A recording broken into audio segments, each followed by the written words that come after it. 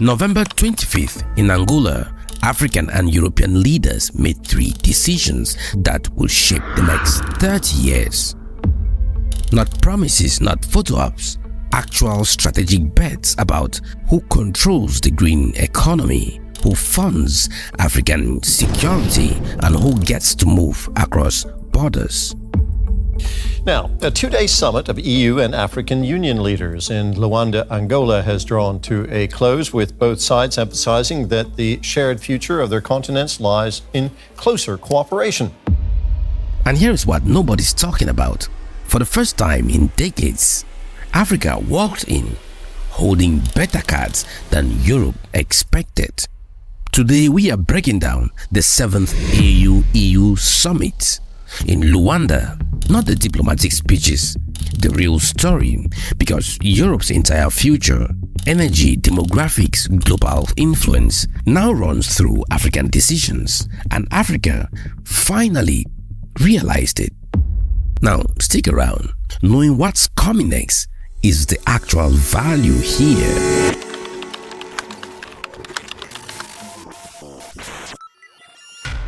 Now let me show you why Luanda matters by looking at 2035, that is about 10 years from now. Africa's population 1.8 billion.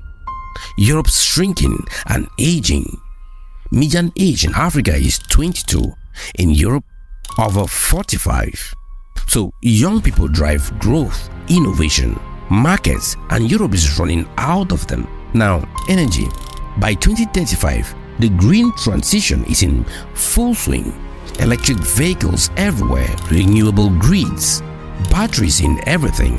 So where do batteries come from? The minerals that make them, cobalt, lithium, copper. Over 60% of global reserves are in Africa. The DRC alone has more cobalt than the rest of the world combined. So by 2035, whoever controls mineral processing and transport controls the clean energy supply chain. Right now, China controls about 80% of battery production and processes most rare earths. So Europe looked at the future and realized, if we don't secure alternative supply chains now, our entire Green Deal depends on China, and that is a bad strategic position. So when European leaders flew to Luanda, they weren't thinking about 2025. They were thinking, how do we stay relevant in 2035? And African leaders were thinking, how do we make sure the wealth from our resources stays here this time?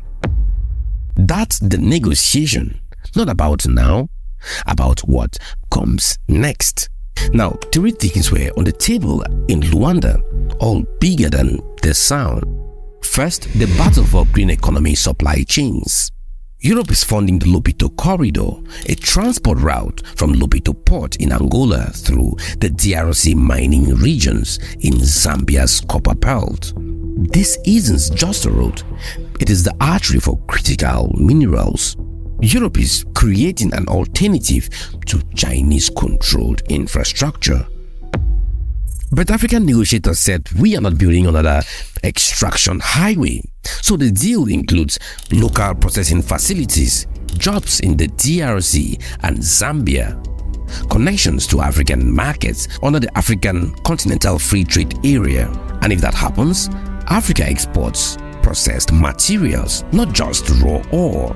That's strategic power. Second, who controls African security? Europe wants stability without sending troops. The solution? Fund African-led peacekeeping. Luanda endorsed UN Security Council Resolution 2719, predictable funding for AU peace operations from UN budgets, not donor handouts. Now this makes the AU a real security actor with real operational capacity. But here is the tension. If funding comes with strings of where AU deploys and how, is it autonomy or outsourced European security?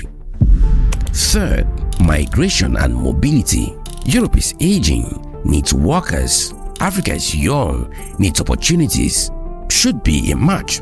Now, the Luanda deal creates more legal pathways for students and skilled workers, mutual recognition of qualifications, but also tighter border controls and return agreements. So this is actually more visas for the right people and tighter borders for everyone else. And whether this is fair or not, it depends entirely on the implementation. If those legal pathways are real and accessible, transformative. If they are narrow while enforcement tightens, that would be just some kind of managed exploitation. Young Africans are watching.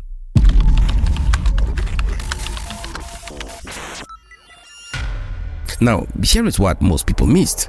Historically, Africa-Europe summits followed a script. Europe arrived with money and conditions. African leaders took the best deal they could get. Luanda broke that pattern in 3 ways. 1. The AU negotiated as a bloc, not individual countries competing for European favor. That prevents divide and conquer tactics. 2. They used leverage explicitly. African negotiators referenced China's Belt and Road, Gulf investments, BRICS expansion. The message? We have options. Make it worth our while. 3. They anchored the agenda on African priorities first. Peace and security came before trade, framing European anxieties as problems Africa solves with African institutions funded sustainably. So, is the relationship suddenly equal? No. Europe still has more money and technology, but the gap narrowed, and for the first time in decades, African leaders walked out having significant terms, not just accepted them. That's a shift, my friend, and whether it holds, it depends on what happens next.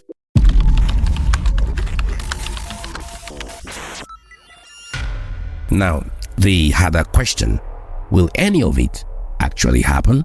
Declarations are easy, but delivery is the test. And that brings us to 3 challenges. Europe's domestic politics is a mess. Economic slowdown, Ukraine war, populist parties rising. All that makes long-term African commitments politically difficult. Africa's governance issues are real. Some governments in Luanda have legitimacy problems, corruption, weak institutions. If money flows into poorly governed systems, it gets wasted, and that kills European political support.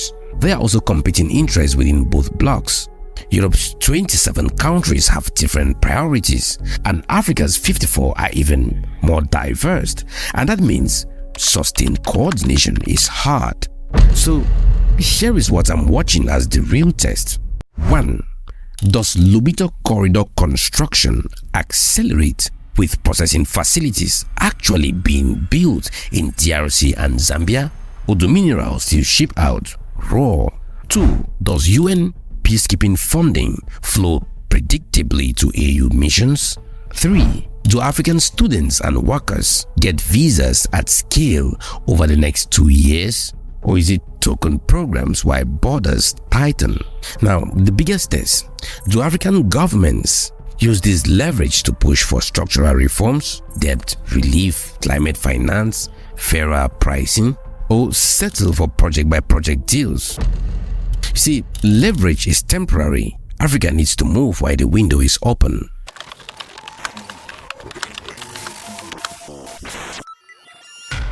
Now, let me bring this home. If you are a young African looking for opportunities, the next 5 years determine whether European pathways actually open or if the rhetoric was hollow, and that shapes where you invest your energy. Europe, North America, the Gulf, or building locally. If the diaspora is thinking about investing back home, Lobito Corridor, the African Free Trade Area, African Continental Free Trade Infrastructure, processing facilities, these are potential opportunities if implemented with transparency. Your investment decisions depend on delivery. Now, if you are in business or tech on the continent, Luanda shows how leverage works in a multipolar world. So Africa isn't choosing one partner, it is multiplying. benefits across multiple partners, using competition to get better terms. And that's not weakness, that's smart strategy. These diplomatic decisions aren't abstract. They create the environment, and understanding them gives you an edge.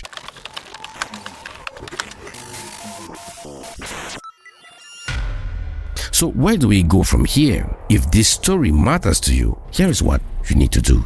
Don't take declarations at face value. Over the next 12 to 24 months, watch for Lobito Corridor construction and processing facilities, AU peacekeeping budgets flowing from the UN, visa programs actually opening for African students and workers. Those signals separate real change from performance. And 2, hold leaders accountable, whether you're in Africa or Europe. Demand delivery. If you're African, push your government to use this leverage for structural changes. If you're European, demand your government keeps commitments. You see, one thing about democracy is that it actually really works when people pay attention. 3, look for opportunities. The sectors highlighted: critical minerals, green tech, infrastructure, digital, agribusiness, are where capital and policy focus are heading.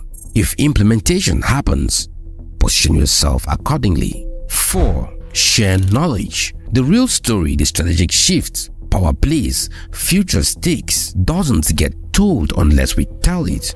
If this gave you clarity, share it. The more people understand, the harder it is for leaders to deliver empty promises. I am tracking this story on the strategic lens: Lobito Corridor progress, BRICS responses, the Africa Continental Free Trade Area delivery. It all connects, so subscribe to follow along. So this whole thing isn't just content, it's a community that understands how power works and how Africa fits in.